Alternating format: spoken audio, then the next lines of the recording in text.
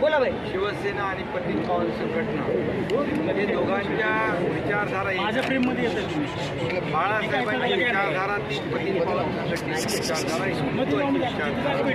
आमच्या दोघांचे रंग भगवे आहेत, झेंडे भगवे आहेत, विचार भगवे आहेत आणि त्यामुळे ही शिवसेना आणि पतित पावन संघटना एकत्र आलेली आहे.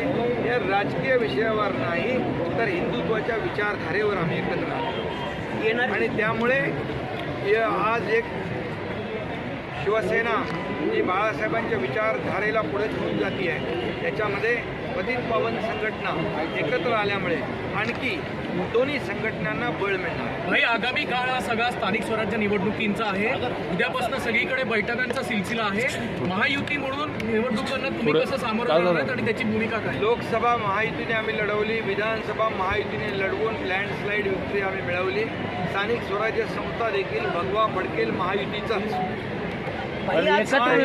भगवा फडकेल. अनेक पुण्यामध्ये एकत्र लढणार नाही, मैत्रीपूर्ण लढती होतील असं भाजपकडून सांगितलं जाते. आणि पुण्यातला त्यांचा आकडा आहे 125चा केवळ भाजपाचा. तर तुम्ही त्याकडे कसं बघताय? आणखी निवडणुका जाहीर व्हायच्या बाकी आहेत पुण्यातल्या महापालिकेच्या. आता तर नगरपालिकेच्या निवडणुका आहेत, यानंतर जिल्हा परिषदेच्या निवडणुका आहेत, त्यानंतर महापालिकेच्या निवडणुका आहेत.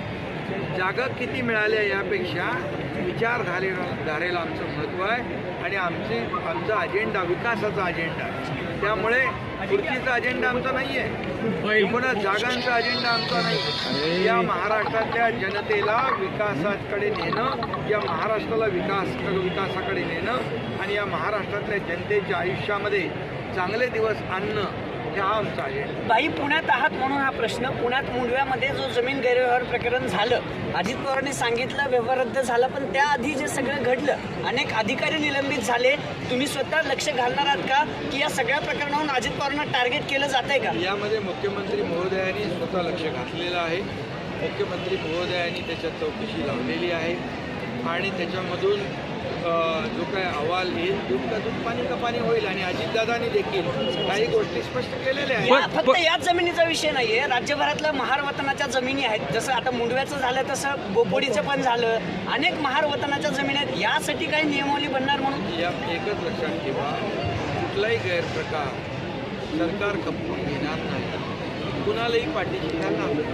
बाई, पुण्यातला जो शिवसेना भाजपमधला तणाव जो आहे तो कमी होताना दिसत नाहीये. तुमच्या नेत्यांमध्ये आणि भाजपच्या नेत्यांमध्ये तणावाची परिस्थिती आहे. काय तणाव कुठला? रोज रवींद्र दंगेकरांकडून भाजपच्या नेत्यांवर आरोप केले जात आहेत, परत भाजपकडून आरोप केले जात आहेत त्यांच्यावर. आता मला वाटतं जो विषय होता तो संपलेला आहे आणि त्यामुळे त्याला पुन्हा तुम्ही जिवंत करू